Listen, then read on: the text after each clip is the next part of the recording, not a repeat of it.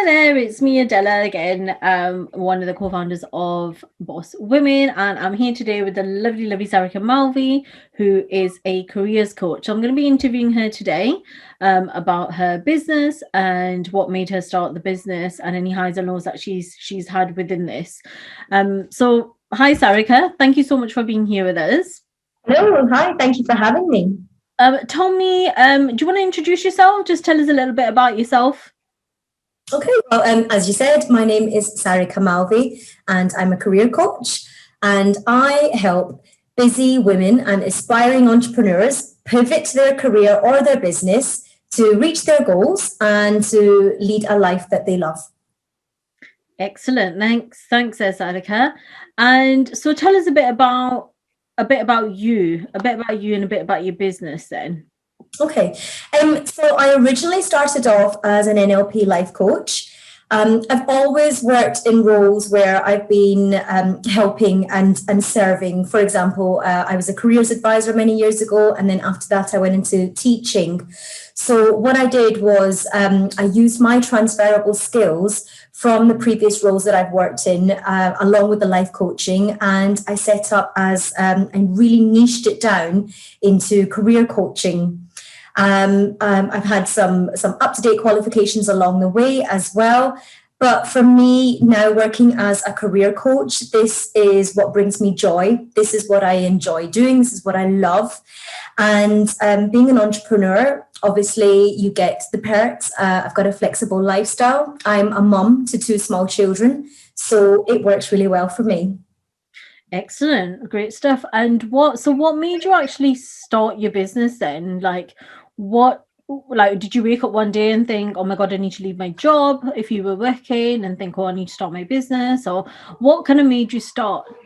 Well, personally speaking, as a youth, I'd always been involved in community projects when I was younger. I did a lot of voluntary work, a lot of work in the community.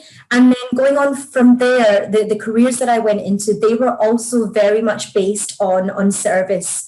So I knew that I wanted to do something that was following that path, something that would bring me that kind of joy. So whatever career or business I went into, it had to be along those lines.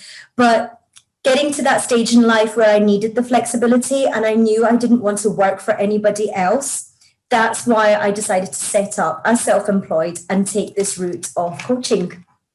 Excellent, that's great stuff. So then did you always want to be a coach? And how did you decide that you wanted to be a coach? Or was it just one day you thought, right, okay, because of your history with stuff that you've done before, that you wanted to actually do this? Or did you think of doing something else before and then you kind of pivoted into kind of coaching, or careers coach, or how did that kind of come about? Well, I'd actually seen other coaches. I'd worked with coaches myself and I took inspiration from them.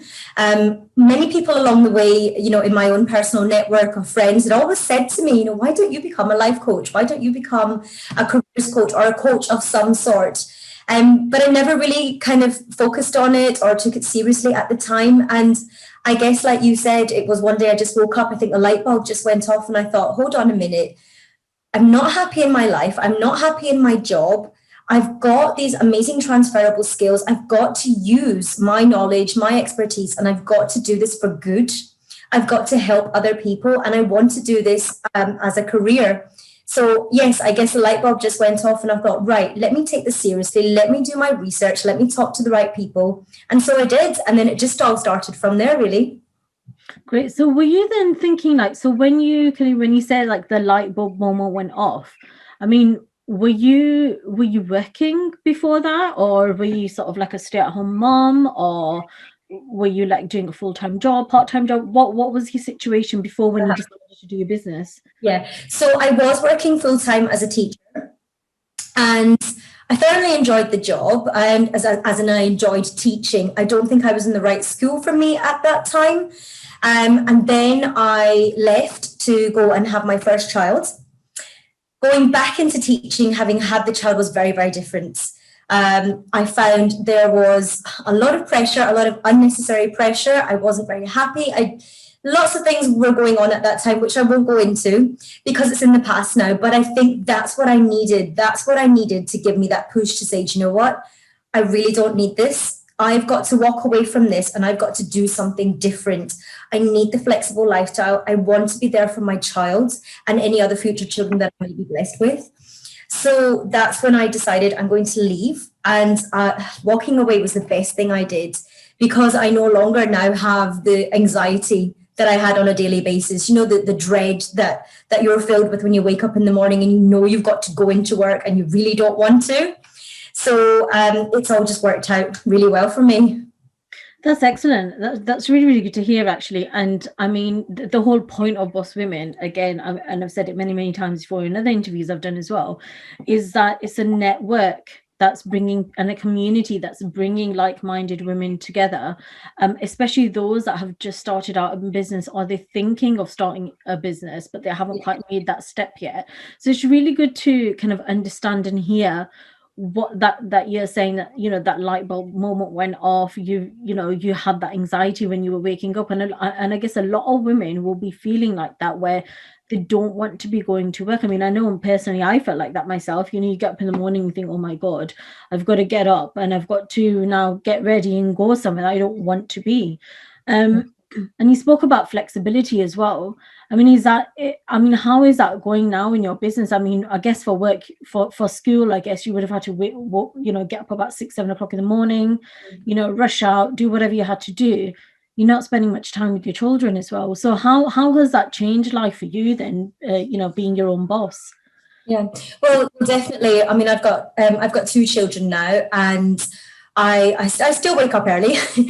Those people that know me personally know I'm always up early, and for me that really works because I get that chunk of time in the beginning of the day to do the things that I need to do, whatever yoga, meditation, exercise, goal setting for the day, and then I have that time when the children wake up to get their breakfast, to get them ready. I get to take them to school. I get to see other mums on the playground. I get to build up my network of mum friends as well, which is really, really important. Send the children to school. I've got the day to do what I need to do, to focus on my business, to speak to clients. And then come 3 o'clock, I get to go and collect the children from school and I get to have my time with them. So it's relaxed for me. I get to pick and choose what I want to do and how I fill my diary. And those people who are self-employed will know that the perks include taking time off whenever you want. Yeah, well, this is it. You don't have to go and get permission as such from someone to say, oh, I want an hour off. I want to leave an hour early. You know, you get asked, you know, like 10 questions, 100 questions before it can actually get approved. If you want to take an hour off, do you know what? I'm gonna leave the office at 4 o'clock. It's fine. You know, I'm going to leave at 3 o'clock. It's fine. And I guess that is one really kind of one benefit, along with the flexibility and the, you know, of actual being self-employed and having your own business as well. And you enjoy what you do. So that's the main thing as well, I guess. Yeah. Definitely. So like so how long have you been running them with your business? How long has your business been going? I would say properly for about 2 years. For about 2 years. Okay. So then in between, I mean, did you always do sort of like career coaching, or did you start off with that, or did you start or you know, did you think when you wanted to start, when you actually started your business, you said the light bulb moment went off, did you think, right, that's it, I'm going to be a career coach? Or did you think, you know, did you have like the highs and the lows of going through you know, okay, that's it, I'm going to be a career coach? You're always been on a high of being a career coach? Or did you have, you know, ups and downs in between all of that as well? And if so, how did you handle it? And what advice can you give to others that are in that situation now? So when I first set up the coaching business, I actually started it as an NLP and life coach. I qualified in NLP and I found it really, really interesting. So set up as life coach. And, you know, a lot of business coaches would speak to me and they'd say to me, so what is your niche? And I really did not like that question because I didn't really know what my niche was at that point. You know, they were saying, well, who's your ideal client? And when you're first starting, you don't really know who your ideal client is until you start actually coaching, and until you actually start working with clients. You don't know what you like, what you don't like, what you're good at, what you're not good at. So I worked with a range of clients in the beginning, and it was only really when the first lockdown hit that I had that time to really reflect on the business and to really reflect on the clients that I'd coached and the kind of clients that were coming to me and the client pain points. And that's when I realized that a lot of the clients that I was coaching were coming to me with career related issues, or perhaps issues in their personal life, but related to maybe being in the wrong job or wanting to start a business, but maybe not having the confidence to do so.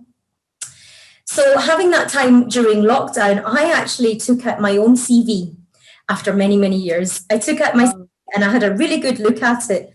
And I realized I actually have got a postgraduate diploma in careers guidance. I used to work as a careers advisor many years ago. And I thought, and I looked at my skills and my abilities, and I really looked at the kind of clients that I used to work with as a careers advisor. And then I looked at the skills I had as a teacher as well. And there were that many transferable skills. I worked again with another coach who was absolutely fantastic. And she also said to me as well, she goes, looking at your CV, because I sent her my CV, I said, have a look at this and really kind of like look at what it is I'm actually able to do and what I'm qualified to do. And she's the one that said to me, she goes, look, your niche is career coaching. And it was only when she said that I think the light bulb went off for me at the exact same time. And I said, you know what? I think you're absolutely right. This is exactly what I've been thinking and feeling. I definitely want to niche it down. I know who my ideal client is now. I know who I want to work with. I know what I'm going to be good at. And that's when I decided to pivot and set up as a career coach. So highs and lows, you're going to have, those people who are entrepreneurs will know, you're going to have your highs and lows. But for me, I don't really like to call it lows as such, because the journey of entrepreneurship is like a roller coaster ride. You are going to have your ups and you are going to have your downs, but I think it's really important to look at those lows, if you like, or those tough times as learning curves. It's part of the journey. And if I am having a difficult time, perhaps maybe I'm not getting enough paid clients, or I'm not very happy for some reason, I have to ask myself why. Why is it that this is happening? Why is it that maybe I'm not getting enough paying clients, or I'm not very happy with things at the moment? And once I understand my why and I understand the reasons behind it, I can then set myself brand new goals and I can work towards achieving them. And then it kind of goes from that dip and it goes back up again. That's absolutely excellent, Sarika. I mean, the way you've just explained the fact that entrepreneurship and business is like a roller coaster, that is such an excellent analogy, because that's exactly what it is. You have your ups and downs, and I love the fact that you say that with your with the low moments, you don't like to see them as low as such. I guess you take a step back and think, right, okay, why is it that I'm feeling this way, so that you can figure out what is making you feel that way. You can just kind of, head on, just kind of get your head around it and head on tackle it and just kind of move forward rather than being stuck where you are. I mean, I absolutely love that. And that's absolutely great advice for anybody who is kind of in that situation, not only the ones that are starting out, but people like us who are established already and have been going for many years. I mean, you can be in business for 20, 30 years and you can still be in that situation. So I absolutely love that analogy. I absolutely love that vibe. And I guess where you've said that you had a coach that helped you, and she had a look at your CV, you've had a look at your CV, and there's nothing wrong with going back and saying, right, okay, I've started a business this way, but it's not right for me. I need to do something. So just because you've started a business doesn't mean you have to stick to that particular route. You can do a different route. And I love the fact that you said you had a coach. Coaches need coach too. Yeah, exactly. Coaches do need coaches as well. And it's absolutely brilliant where you said, you looked at your CV and you're like, right, career coaching, that's your kind of niche over there, which is excellent. And I guess then you would be a really good contact point for people who in this group and in this community who are kind of trying to make that kind of transition as such from going from a paid job into entrepreneurship and opening their own business, or even pivoting their business as well, I guess. Yeah. You can kind of help them that way. It's absolutely excellent. I'm so hyped about that. So thanks so much for that, Sarika. That's absolutely brilliant. Welcome. Yeah. And you talked about lessons as well. So you're saying like the laws you don't see as laws as such, it's just like a learning curve and a lesson for you. So in business, what's been your biggest lesson that you've had? I know this sounds a bit cheesy, but I would to never give up. If you have your goal, you have your vision, and you know it's right for you, you know your own truth, then you need to focus on it. And yes, there will be tough times. There will be other people who will come and say to you, oh, this is not for you, or they'll be in your ear and they'll be giving you, their opinions, if you like. And you'll feel that uncertainty, you'll feel that anxiety building up, and you'll doubt yourself. You'll create a lot of fear in your own mind. You'll create a lot of limiting beliefs. But if you are focused on the end goal and you understand that it's not going to be an overnight success, some people are in business for many, many years before they even see a penny. Okay. For me, this is the lesson to never give up and to just keep on at it, stay in your own lane, know your truth, and to stay focused. If it gets too much, take a break. Everybody takes a break from time to time. Even if you were employed, you would have annual leave where you could go and take a couple of days off here and there. So take a break, reflect, get your batteries charged, and then get back on the horse again. Excellent. Yeah. I guess that's kind of like the advice you would give to somebody just starting out, because having your career and having your niche in what you're doing in your business is, you'll be an expert at what you're doing, but actually having a business and running a business are two completely separate different things, so it can be overwhelming. So that particular advice is absolutely excellent. Just keep on going. And do you think then, I mean, when I started out in business, and I guess when you started out as well, I mean, networking, I had a great network around me. One of the reasons I am where I am today is because of the network of people around me, and it really helped. Like you had this advice coming from people where, and it's not just it's a specific network in terms of, I found that the network I had around me, there were people that were not so I don't want to use the word negative, but they weren't so let's see, giving the correct advice, I should say, in terms of business, in terms of leaving your job and actually transitioning into business. You have those kind of people in your network where they don't really have the same mindset, and they're not like-minded people. So I guess I found myself that I wanted to surround myself with like-minded people, and that really helped me. And I saw that my circle changed a lot when I started the business, or even started thinking about the business. I mean, did you kind of find that as well, or what do you think about networking? So I do think it's really, really important to anybody who's starting out a new business to surround yourself with like-minded people, just like you said, people who motivate you, people who inspire you, people who are going to have your best interests at heart, and they will be your biggest support. And you will learn from them, you will lean on them, and together you will enjoy your journey. It's really, really nice when, you have your wins, or you even have, your lows, if you like, and you've got someone who's there in your corner fighting for you. And business networking. So business networking is a fantastic opportunity on so many different levels. For me, gaining business from it and getting referrals, that's just a bonus. If that happens, that's great, but that's not why I go to business networking events. I think being self-employed, you can feel quite isolated at times. If you were an employed job, you would be going to work, you would have work colleagues. You would have perhaps a team that you're working with. You would have your work nights out. You would have someone to go and have a cup of tea with in the staff room and have a bit of a moan and a whinge. But when you're self-employed and you're working from home, you don't necessarily get that. And it can, like I said, feel quite isolating. So going to business networking events, you meet so many people who are in the exact same boat as you. You get to, motivate each other. You get to inspire each other. You get to learn from each other. And you get to kind of really be your real self and, talk about the downs as well, and talk about if you're struggling in some way. You might not necessarily be able to do that with other people. And what's also really lovely is that if you're lucky, you'll get to make some friends as well.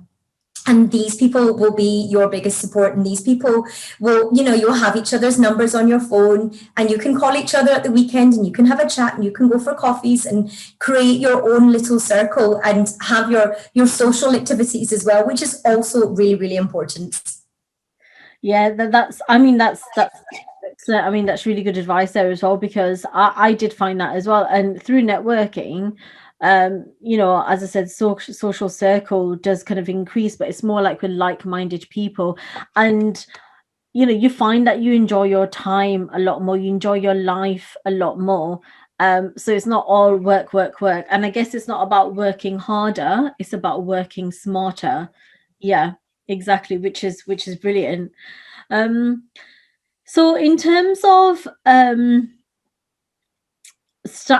we've had this pandemic, and I know everybody's talking about this pandemic, and we've heard so much about it, and you probably sick to the back teeth of hearing about it. But Sarika, I'm going to mention it. It has to be said. It has to be said, only because global pandemic that we're in. Yeah, businesses have had to change, and they've had to adapt to this current situation just because of the lockdowns, the whole, everything closing. And how have you dealt with this within your business, and how and are you on social media, and if so, how are you standing out from the crowd? What are you doing to make you different?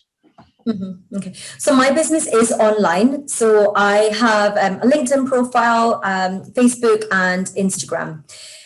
And as you know, I've got 2 children as well. So I'm currently at home with my family. So 2 small children who I am homeschooling. Oh, gosh.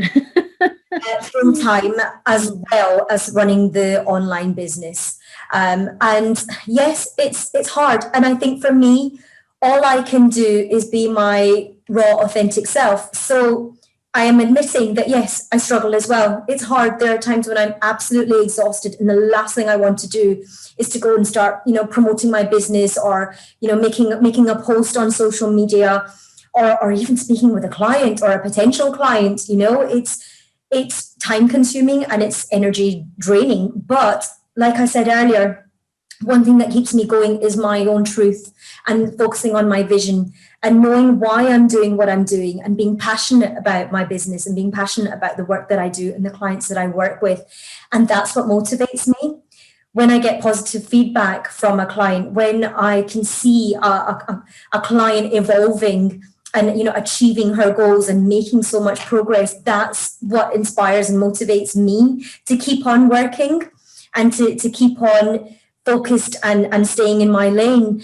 So that for me is, I guess, how I would stand out from the crowd, is by being real, in going on social media, using my Instagram stories, and actually talking about the fact that, hey, I'm taking a break today, or I've done this and I've done that, even if it's not business related, so people can see that I'm human at the end of the day. Yeah. So you tell them about the homeschooling. I know I've seen some of your posts, and some of them really do make me laugh, because about the homeschooling, because I think everybody's in the same boat. And I guess it's okay, like, one day if you don't do PE, or if you don't do, I don't know, geography or history, it's okay. It's just one day. You will pick up on it the next day. As you said, we're all human. So, it's absolutely fine to do that. And, you shouldn't feel bad about doing that. And if you don't have a post that goes out, on a regular basis whilst you're in this lockdown, whilst you're in this pandemic, as long as you stay visual, I guess, so that people still know that you're there. Doing these kind of posts, going to the park. I know I've seen a lot of your posts, which are absolutely brilliant, Sarika. Like, I think there was one where there was snow and in Leicestershire, and I think you were just walking in the snow, and it was that just looks amazing, that shoe, that's a real you. It was absolutely brilliant. So carry on doing what you're doing. It's absolutely brilliant. You also mentioned about vision. A lot of people talk about you have this vision. You need to have a vision. You need to have a bigger vision, and you need to have. And a lot of people talk about vision boards. I mean, anybody watching who's new to business, I mean, I didn't know what a vision board was when I first started about 6 years ago. So I can say that a lot of other people might not know what that is. So explain, like, do you have a vision board? What is vision to you, and how would you explain it to other people? And does that help you in your business? So I first learned about vision boards when I first found out about the law of attraction, and I read this book called The Secret by Rhonda Byrne.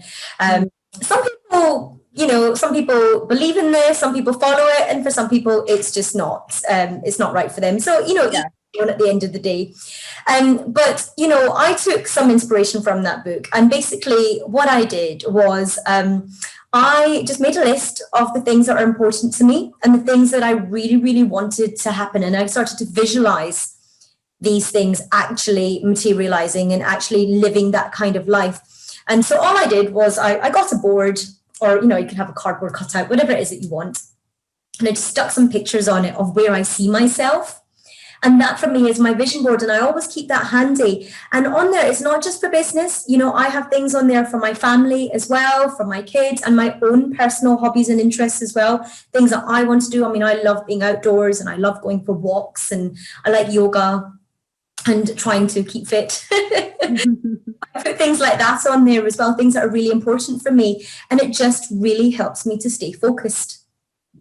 Excellent. So with the vision board then, so when you say you just stick pictures on there, what is it that you do? Do you just like draw things, or do you print them out, or what do you do? Whatever you want. You can do what you want. Okay. If you want to draw pictures, if you want to have words and captions, or if you want to go onto Google Images and get some pictures and print them off and stick them on there, or even photographs of your life, or whatever it is that's important to you. You just have it there so that you can visualize it, so you can see it. Right. And how is it, like a year ahead, 5 years ahead, 10 years ahead? What is it that you put on that, short-term or long-term goals, or how does that work for anybody who's watching? Everybody's different. Right. If you have long-term goals on there, you can have long-term goals. If you want to just have it for the next month or so, or for the next 6 months, it's entirely up to you how you visualize your life. So it's more like a work in progress then, I guess. So you don't just, because so you don't just have to say on the 1st of January, you just have a look at your vision board, stick on whatever you want to stick on there, and then just leave it forever. You can revisit, however often that you want, because I guess we're all human, as you say, and people's goals change, life changes. So your goals change with life, I guess, right? Absolutely. So goals are changing, regularly. But also, if you feel that you've achieved something, then you might not need to keep it on your vision board. So you might want to take that off and then go and replace it with something else. Yeah. Excellent. And then just before I ask you for your 3 top tips, Sarika, what I want to do is I want to ask you the ultimate question. You have 2 children, you have a business, you're homeschooling, you're running a household, doing the school runs, doing the dinner, everything every other mom and dad would be doing. How do you get time to yourself? Do you have to lock yourself in your room? Do you go for a walk? How do you what do you do to keep yourself sane? Okay. For me, honesty and being real with my family, that really, really helps. So I'm very blessed. I've got good kids. I've got really good kids. I'm very blessed. And they understand. So all I did at the start of lockdown was I had an honest conversation with the children. And I said to them that, look, it's been announced now that your schools are going to be shut and you are going to be home. But that does not mean that this is a holiday camp. It doesn't mean that you guys are going to be in your onesies all day long and just chilling out and relaxing. And you're going to be, asking for mum, and mum's going to be the maid servant of the house. Also not the fictional character Mary Poppins. I might be an ex-teacher, and I've got, sometimes I can be full of motivation and I'll be all singing and all dancing and, it'll be like a cartoon movie. But no, that's not the reality. It's going to be a case of all of us working as a team. And I talked about boundaries and I talked about expectations, and they understood. And I said, just the same way that the children need their sort of boundaries and they have their own expectations, I do as well. Everybody needs alone time. We're all human. Sometimes my son might want to go into his room, shut his door and just, play with his toys or, read his books or whatever it is. And he just wants his own space. And that's fine. We give that to him when he needs his space. My daughter's the same. She'll go to her room and she'll play with her toys and she just wants to be left alone. And when she's happy, we leave her. And I said that I also need the same. So they do understand and they do respect the boundaries. They're really, really good. So if I've gone to my room and the door is shut, they don't come. They just do not open the door because they understand that I need my alone time. So for me, being honest and upfront with the family and all talking about what our needs are and what the expectations are and working together as a team, that really helps. The other thing is making the children understand their responsibilities. Yeah. They do have their studies to do. They do have their homework just the same way they would in school. Yes, I am flexible with the diary, with the routine. So sometimes we might abandon certain lessons, like you mentioned earlier, PE or RE or something. Some of those we do, but for me, the English and the maths is non-negotiable. And it's really important that the children have a routine as well.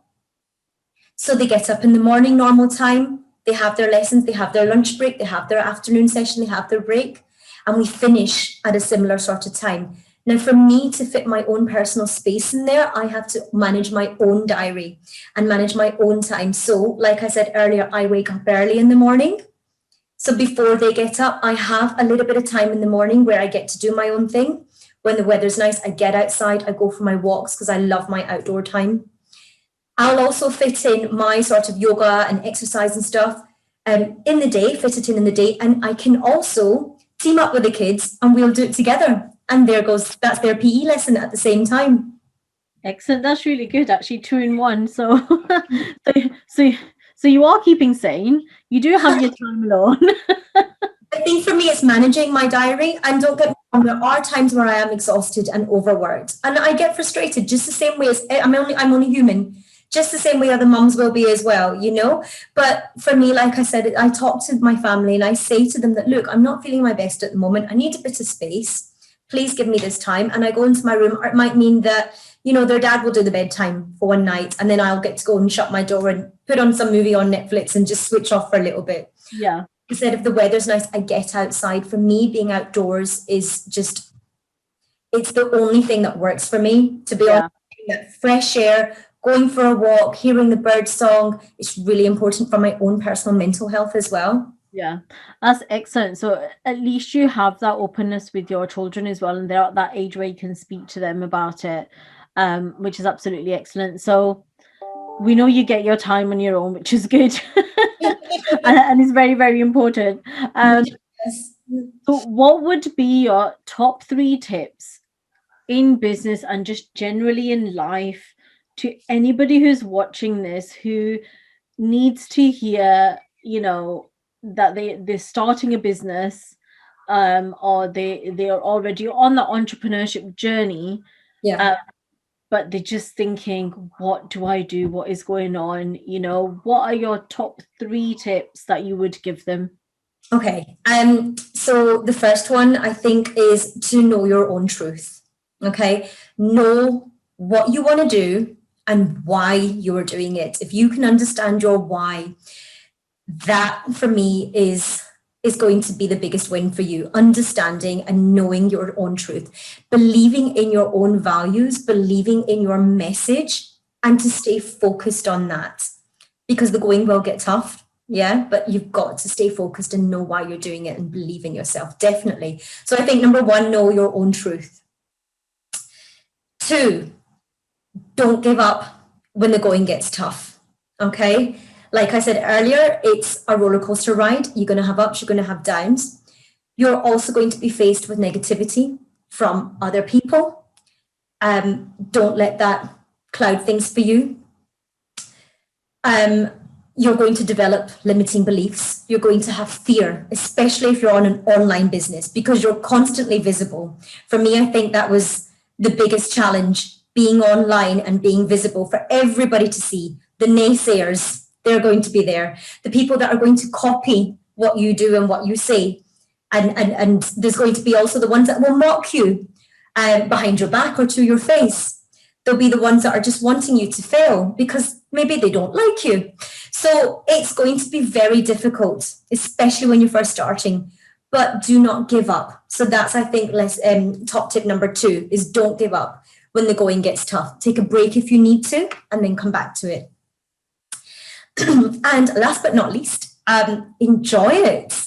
Enjoy every second of this journey. It's not going to be an overnight success. If it is, then that's great. You're very, very lucky. And don't see your wins as financial wins all the time, because there will be times when you don't have any paying clients. There will be times when there isn't any income coming in, but still enjoy the journey, enjoy the process. Look at the benefits of being self-employed. Look at the people who you meet when you're networking. Look at the new friends that you're making.